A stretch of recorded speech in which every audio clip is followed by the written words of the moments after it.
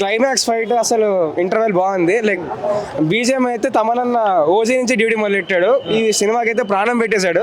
తమనన్న అసలు బీజేఎం మామూలుగా లేదు.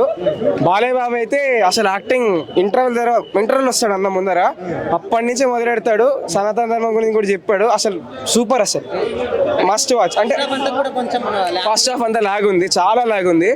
బట్ సెకండ్ హాఫ్ బాగుంది అన్న. సెకండ్ హాఫ్ ఫాస్ట్ పేస్ గానే పోతుంది. ఫస్ట్ హాఫ్ మాత్రం లాగ్ ఉంది, సెకండ్ హాఫ్ సూపర్ ఉంది అన్న.